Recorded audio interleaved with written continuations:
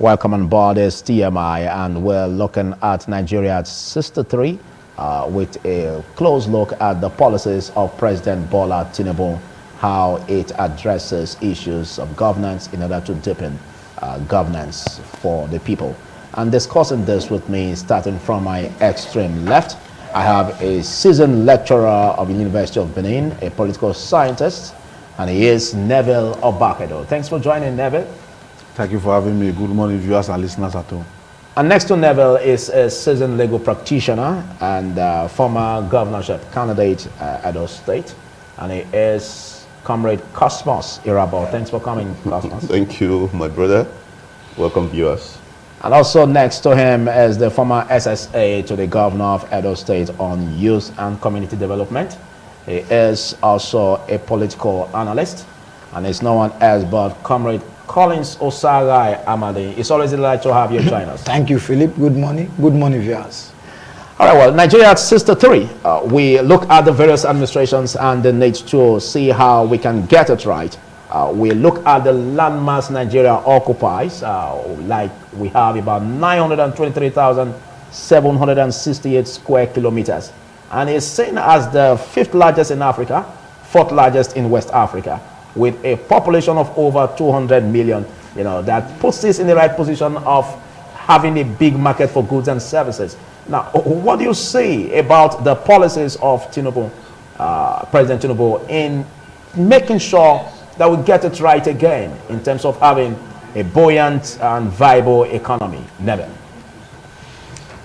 Thank you for inviting me, and happy 63rd independence to Nigeria. A point of departure in assessing Tinubu's administration is the concept of statism. What is a state? And if Nigeria is a state, whether Nigeria has been able to live in line with the characteristics or the features of a state from independence till now. Number one, a state has been defined as a political entity or a social organization that is supposed to have a government, legitimate government, that is supposed to have a definite population, and is supposed to have boundaries, because we are referring to the landmark of Nigeria just now. Boundaries that are supposed to be respected by others, and then must be recognized by other states. That country or state is sovereign. Now, such a state, including Nigeria, is expected to have capacity to govern its territory domestically and externally. That is to say, the country or the state should be able to ensure that there's no internal insurrection that the security forces cannot tackle, and that if there's any attempt by any neighboring country or external aggression against that country, the country should be able to ward it off. It is in line with this definition that we cannot begin to ask the question whether at 63 Nigeria has been able to live up to that expectation. Right now, as we are speaking, we have a government of the All Progressive Congress that is led by President Ahmed Tinubu. Now, I do not want to situate my discussion on a political party. I prefer to situate the discussion on the political class, the ruling class, the governing class, the presiding class, that have, instead of uniting the nations, Edo nation, Ichekiri nation, Urobo nation, Igbo nation, Hausa nation, Fulani nation, instead of uniting them for Nigeria as a nation state to realize her full potentialities, what we see in Nigeria at 63 is morbid corruption, where every passing president will tell Nigeria that sources of revenue of the country, especially from oil, is being hijacked by a very powerful clique. And these presidents are not members of that clique. That raises a fundamental question about Nigeria at 63. If you travel by road in in different parts of the country, including our own state here, you will ask yourself whether this is 2023 and whether there is a government in this country, number one, in this state, number two, and in any of the local government you are passing through, number three. Yeah, we agree that it has been a very poor issue, you know, looking at the development of our political history. Yes. But do you see respite in the policies of the president? Now, let me come to the issue of the administration of President Bola Ahmed Tinubu. I made mention of a legitimate government when I was trying to explain away the concept of statism. Right now, as we speak, the government of Bola Ahmed Tinubu, as it is with every political epoch and every election period, is facing legitimacy crisis. It has crossed the first hurdle from the Court of Appeal. We are waiting for the Supreme Court, and we believe that the justices of the Supreme Court will resolve this matter one way or the other. So you see that as a setback in his administration in bringing to fusion the realities that would change the narrative in our political history? A government that is facing legitimacy crisis normally, usually exercise restraint, because certain decisions that the government may take may also affect those who will determine whether the government will remain or not, and their interest. You understand what I mean? That is to say, even the justices that are going to pass judgment, final judgment of this matter, they are not from the moon. All right. They are from Nigeria. All right. A certain decision that the government will take may affect their decision at the end of the day. But that is not the issue. The issue is what the policies of Tinubu since he became president. The first policy, and it's a policy statement of President Ahmed Tinubu, was the speech that he made at Eagle Square. That is inaugural speech, where he said that the budget that was handed over to me, except from the speech, that budget did not contain subsidy, and so subsidy is gone. Before he finished making that speech, general speech, all the filling stations across the country, they have adjusted their fuel pump prices. Until today, nothing has happened. So do you see that as starting on the wrong foot? Yes. Okay, I'll come back to you. Let's quickly have your bite on this. How do you see the drive? Because some have said that the advent of President Tinubu administration will bring prosperity to Nigeria, looking at his track records then when he was governor of Lagos State and all that he brought to bear. Now, with all of this, would you see light or respite in this direction? Cosmos. You see, with your respect, most of the times I laugh when people try to compare the activities of the present president pari passu when he was governor. First of all, from that time to this time, it's almost about 20 years. Time plays a significant role in issues. Another aspect of it was that I have taken my time to critically evaluate his activities while he was governor. And then most of the time people talk about IGR. The IGR was so and so when he entered, and IGR became so and so while he was governor before he left. And I asked myself a question. Internal generated revenue, how do you get it? You tax the people, simple. If the people were paying 10 naira, you begin to pay 20 naira. And the people will drive, because that 10 naira is from their capital, they send it back to the consumers, and then what happens? The consumers suffer it, and that's the people you are saying you are governing. Having said that, like my brother said or analyzed, because it's always a pleasure having him around, a teacher, you know. Thanks.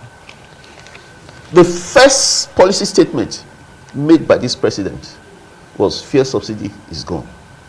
And you know, the mentality of the president is the greatest asset to a country.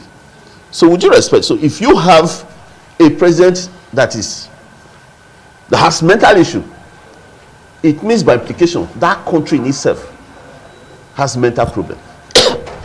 Though I've not seen any president like that, and I'm not referring to any president. So it's always important that a president should be very careful when you make statements. because some of these statements can be seen as law. Then for a president to come out, the first statement you made in Eagle Square in inauguration to say fuel subsidy is gone. But don't forget the fact that even the presidential candidates then, in the course of I'll come to that. They all said that they're going to remove their fuel subsidy. Yes, I know what I'm saying. In order to get it right. So do you now see that the issue of removal of fuel subsidy should be a petting issue, whereby the president shouldn't have the courage enough to do that? We've always said that for us to get it right, we must take the bull by the horns, which he did. You see, most of the time you refer to courage. You see, courage to an extent, I can liken it to fighting out issues. But to get the right thing done, you don't fight out issues, you sort out issues. Okay. Those other candidates said they were going to remove fuel subsidy.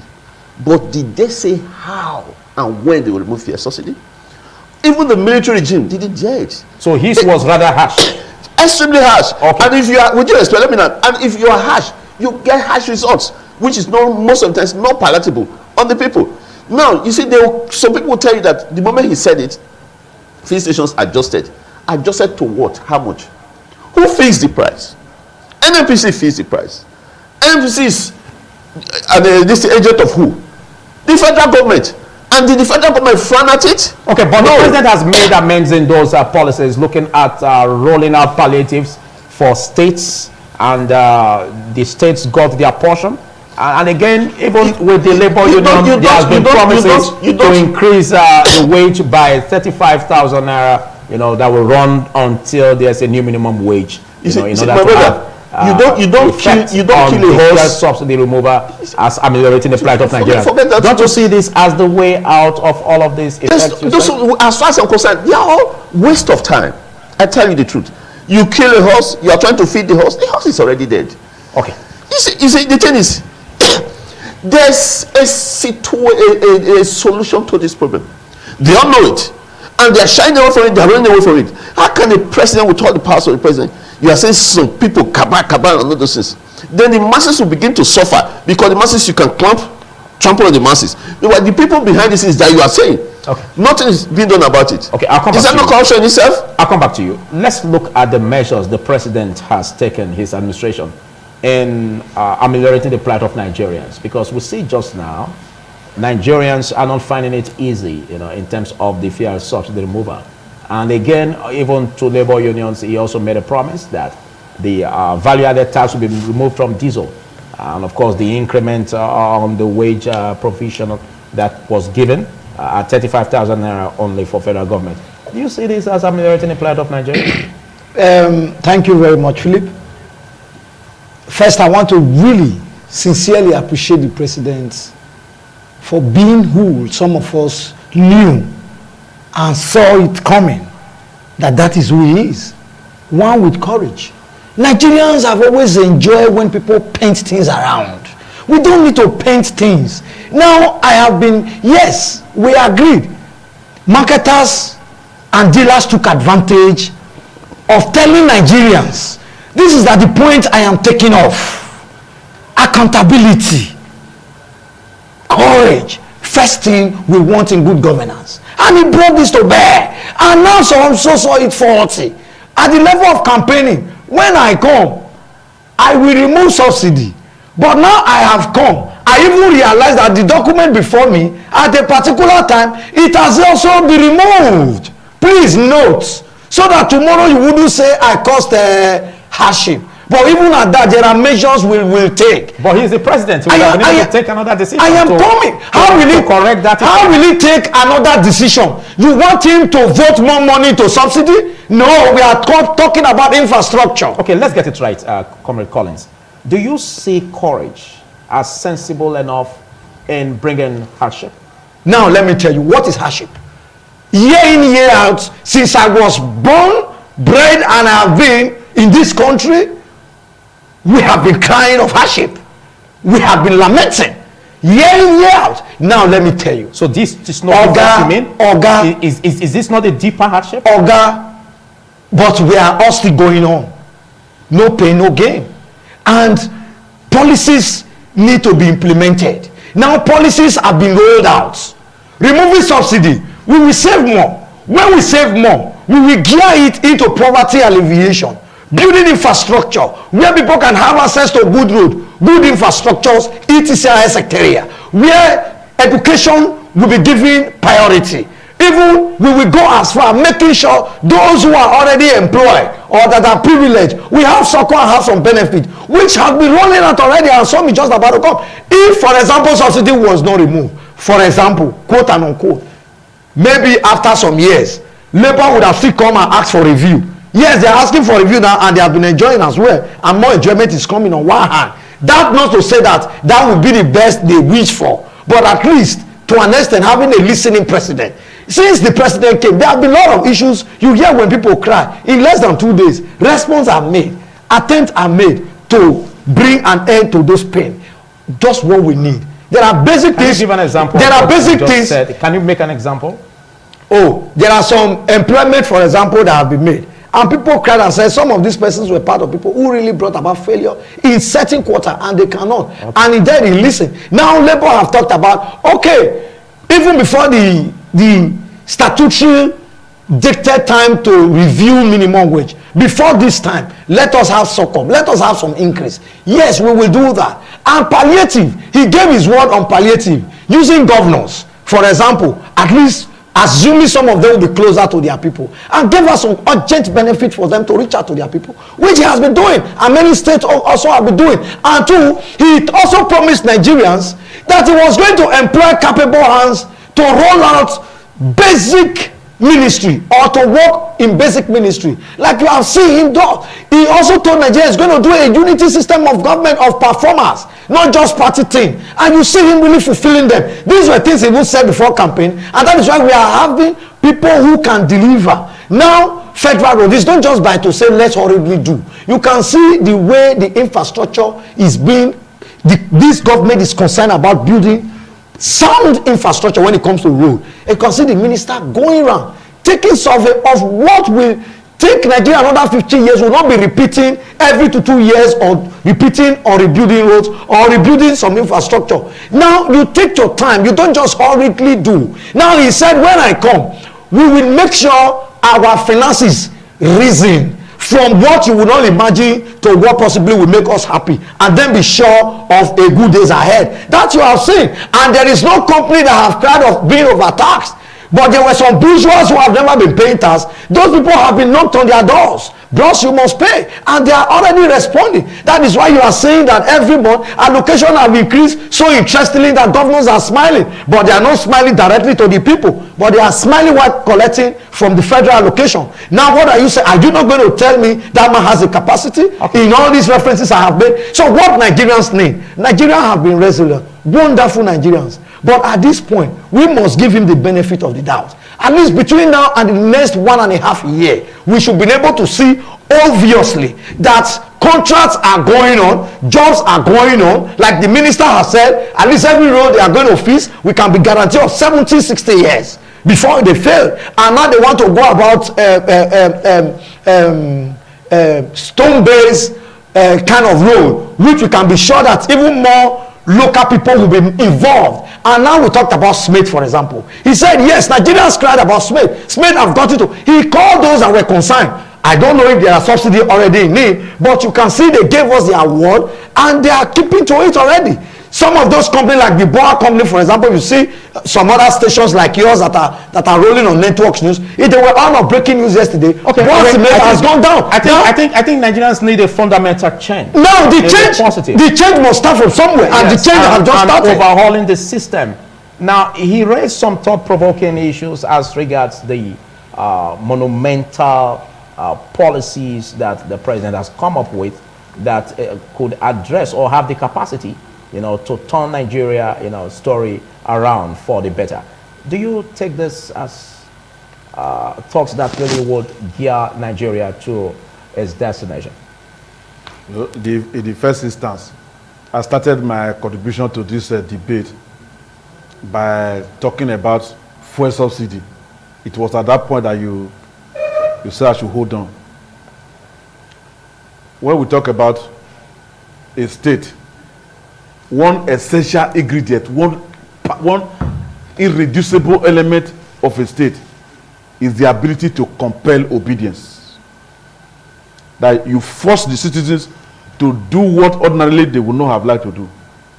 Do you mean force or you persuade? Yeah, that is right. That is the Or word. you influence. Legitimate use of force. I'm coming to explain it. Okay. For instance, every passive president has come to say that the corruption in the oil sector, especially around subsidy and non-remittance of revenue that be generated, that is in the hands of powerful oil and gas companies, it is because of a clique, powerful clique, that these revenues are not in government, that in government coffers, and that it is because of this that there is corruption in subsidy, and powerful men are making the nation dry. And I said, is it that these cliques that have been existing before the advent of this administration, all the passive presidents are not be part of the clique, and yet they did not muster the courage to invoke that element of the state, that feature of the state, which is legitimate use of, to bring perpetrators to book? They have not done that. Now, the president, at every given opportunity, is always talking about it, that we are passing through pains. I feel your pains. You see, no president, there's no president in Nigeria that is feeling the pain of a common man on the street. No such president. No local government chairman is even feeling the pain of, even a councillor, elected councillor will not even feel the pain of his people on the street. Okay. Now, what we are trying to say is that the state seems to be on holidays in terms of the very first paragraph of the Constitution of Nigeria, 1999 Constitution, which says that the purpose and aim of government shall be the welfare and security of the people. If the government want to tie roads, for instance, and they want to do stone-based road that will last for 100 years or 200 years, and now there is no road to Delta State, for instance. Edo and Delta State, they used to be one state, Bendel State. You cannot cross this river here, this river at Oloboye to Delta State, and then the government will tell you we are going to do the road, and that is a federal road. We are going to do a stone-based road that will last for 100 years. The people that will use the road for 100 years, are they born? They have not been born. Those of us who are alive now, let the government even put palliatives in place for people to be able to pass through. All right, thank you. To this state. If you are going to Edo North, the same thing. If you are going to East, the same thing. Okay. If you are going to Ondo State, the same thing. Now, what I'm trying to say is that if the government want to be alive to its responsibility to change the narrative, the first thing that the government should do is to organize town hall meetings. When I say town hall meeting, if you go to America, you see presidents going to communities, counties, meeting with people, asking them questions about how they feel that the administration of their country should be carried out. Now, when Goodluck Ebele Jonathan was president in 2012, he came up with the idea of a subsidy removal. People who went on holidays for Christmas and New Year, they were not able to return back because of removal of subsidy. Those who led the protest against the government of Jonathan, they are in government now. What have they studied? What led Jonathan to remove our subsidy? Okay. They did not study. They have studied it. They should have been able to lay foundation for the removal of subsidy to caution the effect. Thank you. I still remember that there was even Shopee. Thank you. We'll get to that. We'll get to that. Let's quickly, before I come to you, Comrade Cosmos, let's quickly join Ahmed Momodu, who is in Texas, Houston, USA. That will be joining us via Zoom. Good morning, Ahmed. Good morning, Philip. Good morning, co-discussants. All right, good to see you here. And I remember vividly then when you were in Nigeria as a citizen of the country, and basically you had to leave for the United States with your family. Now, there's been this challenge where there's been a huge number of Nigerians moving from Nigeria to for greener pastures, and the challenge is so high. Nigeria at 63, we've been battling with issues about how Nigeria will get it right. Some have said that poor leadership is still having a negative toll on us, and there is need for us to correct that. But do you see the government under President Bola Tinubu to change the narrative in this direction, Ahmed?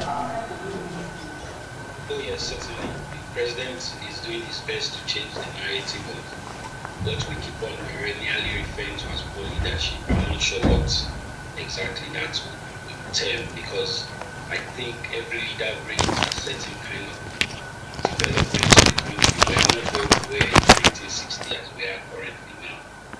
It's an ongoing process, the process of democratizing, the process of building an economy, building the nation. It's a continuous process, and each of the presidents we've had is going to bring on board his own peculiar skills and bring us to some level of development. As to what you are referring to as jackpine, it's not a new phenomenon to humanity.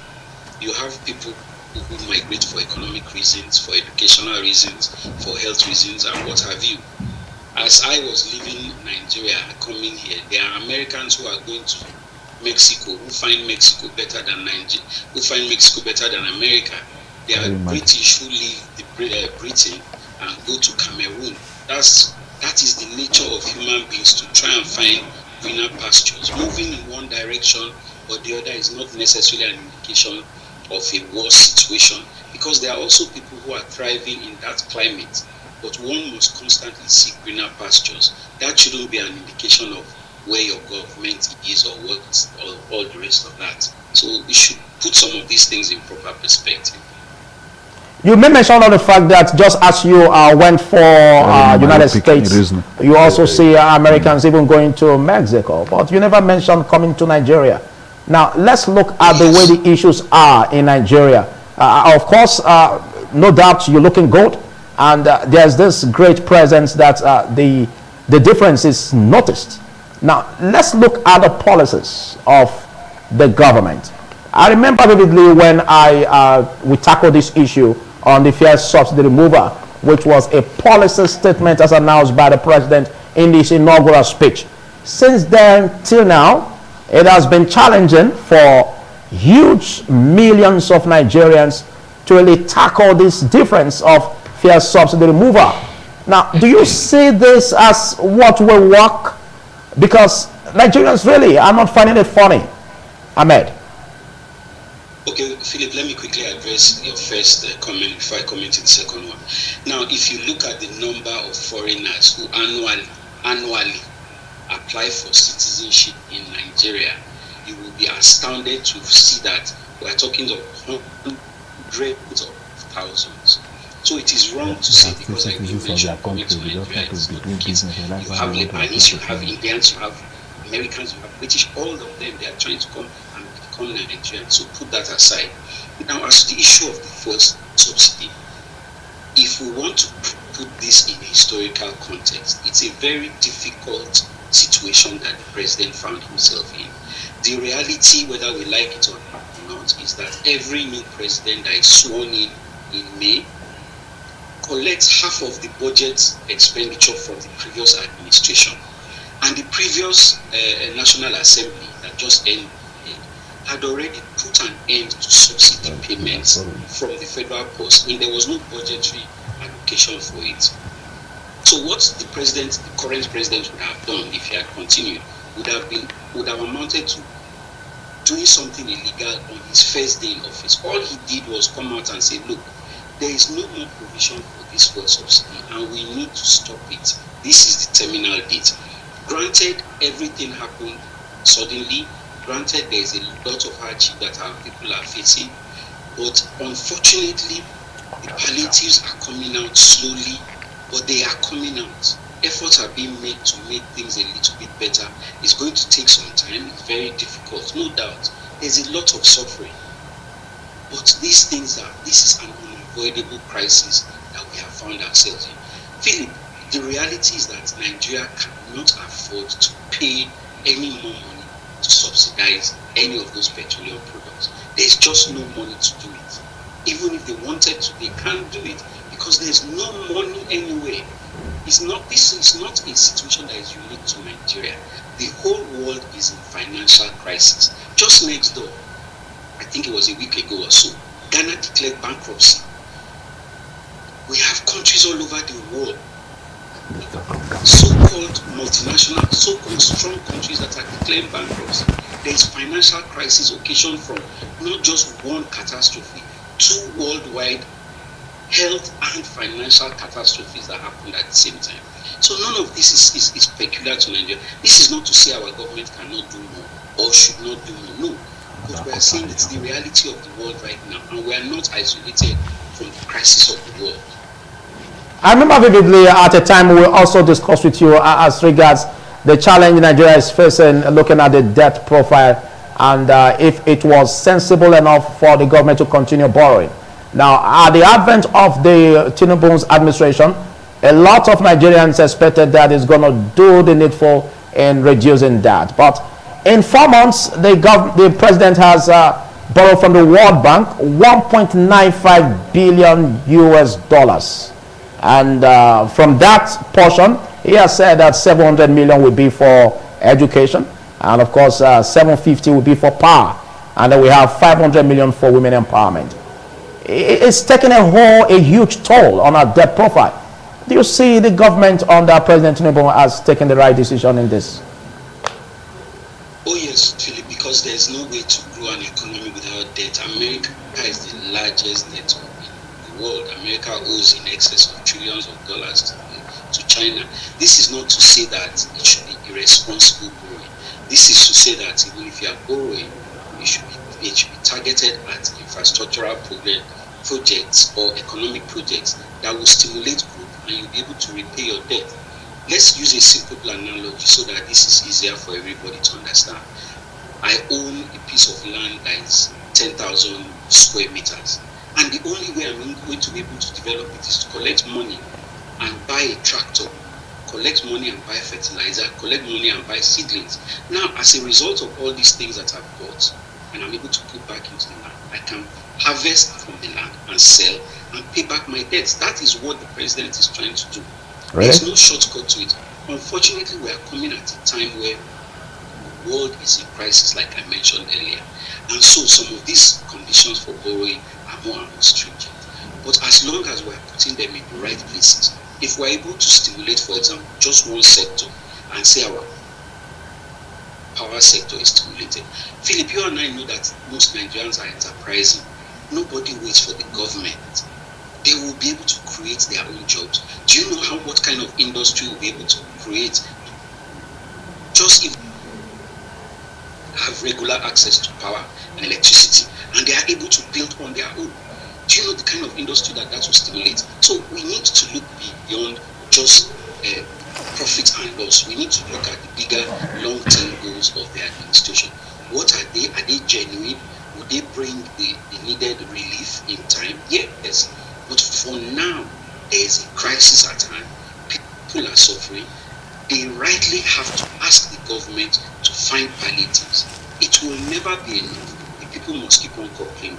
It's my understanding that the government also offered recently to eliminate VAT on diesel products. These are small steps, but they are also good steps in the right direction. Let us continue. Now, America has raised some number of issues, looking at the Jakpa story, Nigerians looking for the greener pasture, and he has raised a number of issues. We remember vividly when even Bill Gates once said that brain drain will, in the long run, come into brain gain, looking at the fact that those who leave the country, by the time they are economically empowered, they'll come back and invest and turn around the fortunes of the economy. Do you see this in the light of the president getting ready, bringing viable environment for that to work out for people who are overseas, like Ahmed Modu, for instance, to come home and invest? My brother, you see, at times I laugh when people talk, because you are talking because you just want to talk. You see, Nigerians have grown beyond the level of what I refer to as brouhaha. People just talk. I remember when the previous administration of Muhammadu Buhari entered, that's the same thing people were saying. He will do this, he will do that, he has promised this, give him time and X, Y, Z. If we are sincere to ourselves, He has spent 8 years. What are we going to say and how do we score it? Did Nigeria move for the good or for the better or for the worse? Remember, before they came in, when I said they, I know what I'm talking about. Petrol was 85, I mean 87 naira per liter. Today, petrol is 610 naira per liter. Did they cause it? Of course they did. I will explain. Before they came in, how much was $1 per peso naira? How much is it today? You see, these are simple things you know if the government is doing well or not. When we're in school, there is what you call continuous assessments. You begin to assess people to know how well they're performing. And these are people who came and said we're going to rob the streets with diamonds and everything. And at the end of the day, what are we seeing? But if you ask Nigerians, they've not been at home with the various political parties that have governed the country. Cutting across the major political parties, the APC, the PDP, they see them as alike. You see, I don't want to go into parties. But if we must tell ourselves the truth, we'll tell that the way it was and the way it is now, which is better? Remove parties. The way it was and the way it is now. Look, let me tell you, I bought fuel for 53,000 naira to my village and back, each and here. This is what I used to buy for 5,000 naira. At times, 4,000 naira. They say no pain, no gain. Where is the gain coming from? When the person is dead? You see, when people say subsidy, subsidy, subsidy, and when you move subsidy, something is good. Tell me the country that is not subsidizing. Now, palliative, you are saying I give, is it not subsidy? What I used to pay 10 naira for, you say I bring palliative, I give you 10 naira. It's not subsidy. Health is subsidized in all these countries. Food is subsidized. Accommodation is subsidized. Everything is subsidized. So it's not all about saying fuel subsidy, subsidy. When Jonathan wanted to remove fuel subsidy, is it not the same people that were shouting must not remove? Is it that now that they entered power, that they now realize that you need to remove subsidy? If you want to remove subsidy, what do? Simple. Let the refineries work. Now the refineries cannot work because you are saying Kaaba. The fuel subsidy, you say the money is going to private pockets. Yet you cannot invoke the power of government, like my brother said, legitimate force. Okay, what are your thoughts concerning the borrowing? Like what we said just now, in 4 months, the president has taken $1.95 billion from the World Bank. You see that as it is laughable, completely laughable. Why did you say you remove the subsidy so that you have money to do things? You have removed the subsidy. You say you are collecting money, yet you are borrowing. My brother, must we use our senses? You are borrowing again, and then masses are suffering. Look, if you say you know the dance from the beginning. Yeah, you say you start from the knowing. Listen, begin to know the future. You say you want to bring about good governance. You are an economist. You stop subsidy. There's harshness. We understand your pace. We go through your pace and everything. How many ministers do you have? Do you know the cost of maintaining one minister? We will have seen reduction of the number of ministers. Your entourage is carrying 120 vehicles. Reduction in that. Okay, you mean having a linked government? A reduced government. Okay. No, his number of ministers have been high in the exception of Nigeria. Yet people are suffering. As an accountant? As an accountant, yes. In the history of Nigeria. Okay. And yet you say the masses are suffering. Now, you don't buy food. You don't buy fuel. You don't pay for accommodation. Yet you say you understand what we are going through. I would have expected a government that say, now I've entered. I want to remove fuel subsidy. We also fight together for now. And later we enjoy the gains. Okay. No medical trips abroad. Okay. You repair our hospitals. None of this. The masses are suffering, and you say you want to do what? I'll come back to you. Here. A lot of attention has been drawn to infrastructural deficit in Nigeria, and you don't find it funny even when you come or drive through from where you are to the station here, do you? Certainly, it's not funny. So now, if we look at the infrastructural deficit and the need for the government to come in, to tackle this, huge amount of money has been said to have been borrowed. And again, the president has said that he's taking this amount of money for education and sector, also power and that of women empowerment. Thank you. Don't you see this as an avenue for waste? Thank you. First, I want to appreciate my brother from the United States. I know he's very well read and very organized. And when organized people talk, you know, for ordinary people, you expect that because they say people are jackpot, you will not say the truth again. There are people who have lived over the years in UK, America. They find home still very interesting to come and stay. Now, but just allow me finish. They didn't find it easy in the country. I am coming out. What about the people that are trooping? Do you know how many of my friends who have spent 15, 20 years abroad and they have all come home? They are in my street. If you want me to measure many, I will measure. In short, so we took some bottle of more together yesterday. Now, just to put that on a lighter note, government is a continuous thing. And even there is no government that will run itself on inflation. Do you expect government to just start printing and printing, for example, and assuming government run in borrowing? Even when you are borrowing, it gives you interest. I am not saying you should borrow that generation, even unborn, will be afraid to hear. But however, there are bases in which you make implementations, even when you borrow. And sometimes when people add their view, people just say people talk.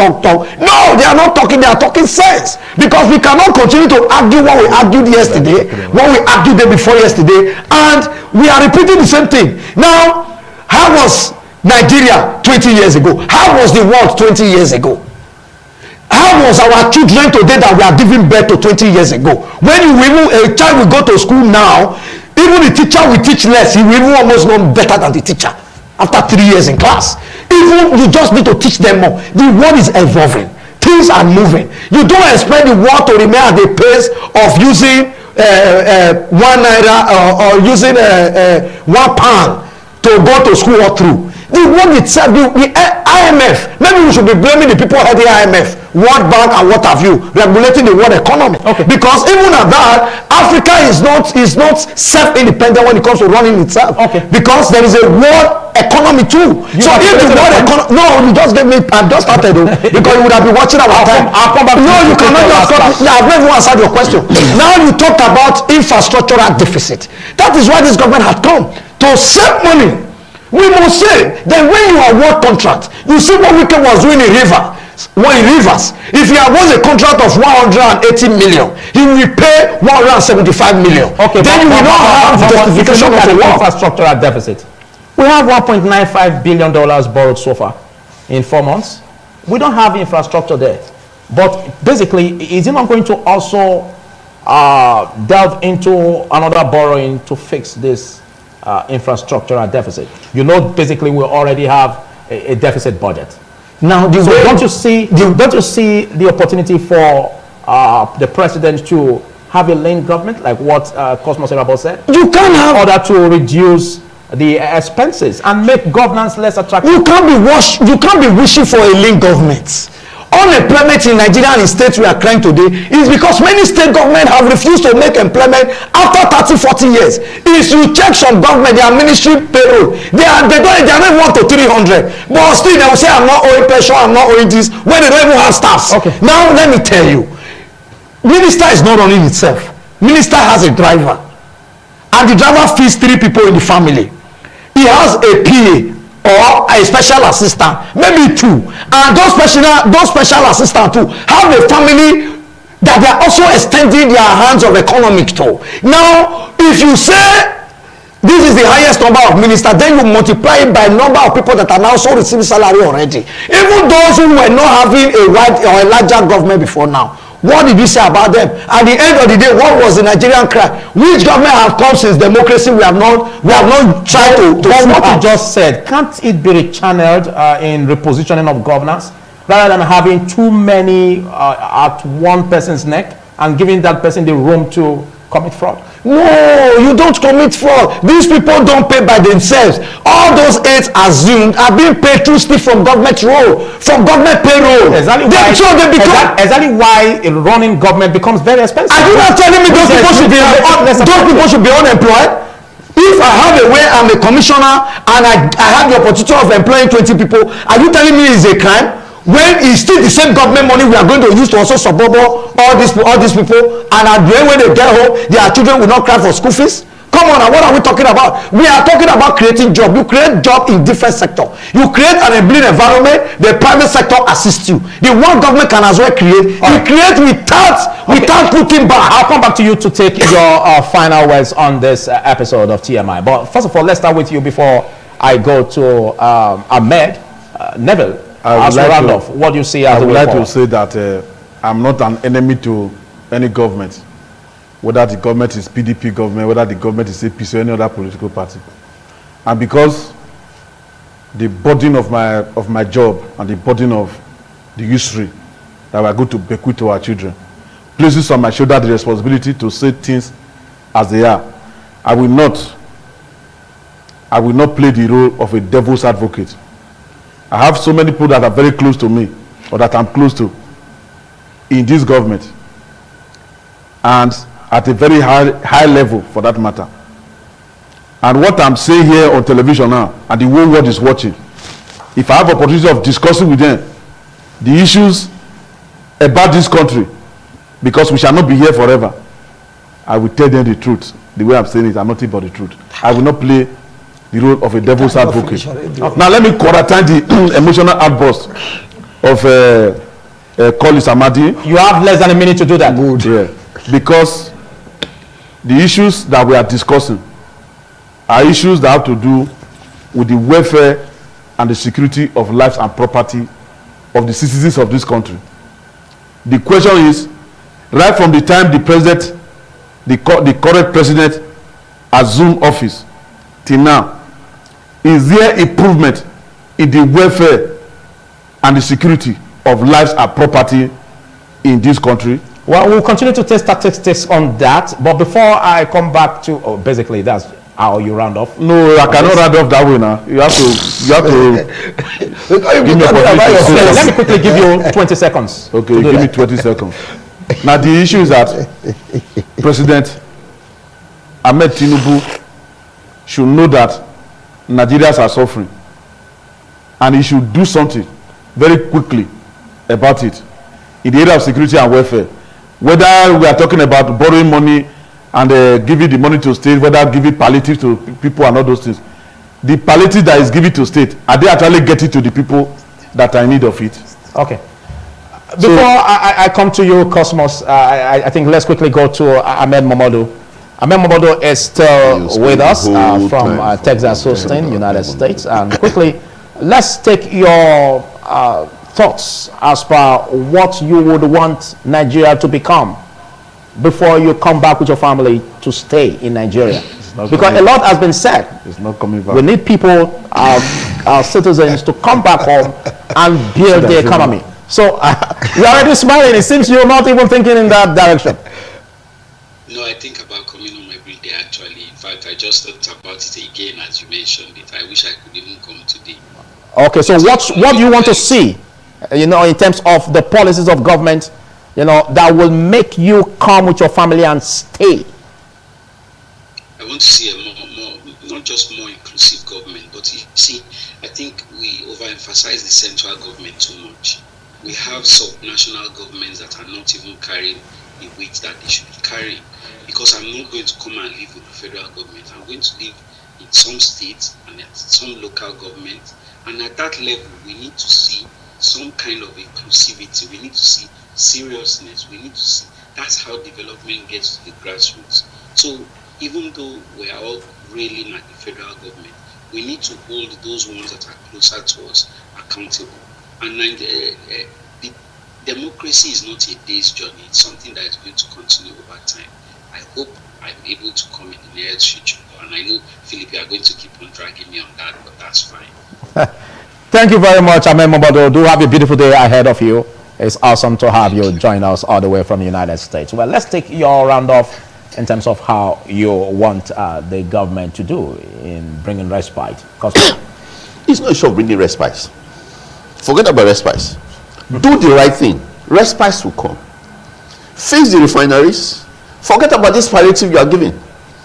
In the first instance, why palliative? People were coming from abroad before to work in Nigeria because Nigeria was good. Things were better. Now it took men to destroy it. It will also take men to repair it. But who are those men? What is their intent? Will they agree to do it? You are punishing the masses. You say you are giving them respite. Who needs respite? Do the right thing. Respite will come.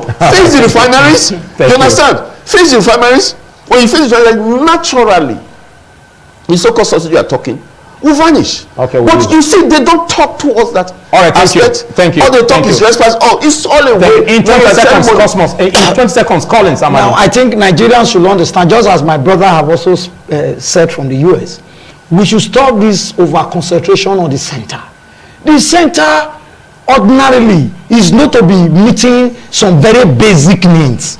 That is why we have local government and state government. Okay. Sometimes we even forget that state government go to Abuja to collect allocations. Okay. Our concentrations are just chatting at the top. That is why today, even in this country, you have seen many states that when you visit them, it's as if you are close to Dubai. It's as if you are close to Singapore. But when you go to others, it's as if they are completely in a typical village. So we should also understand that this thing need to be centralized and demystified in a way that thank you. It's not one person. A lot has been said, and Nigeria at 63, a lot we need to look at. Some persons have said that if we are to synchronize it to the human age at 63, a human being must have achieved a lot. Otherwise, they say a fool at 40 is a fool forever.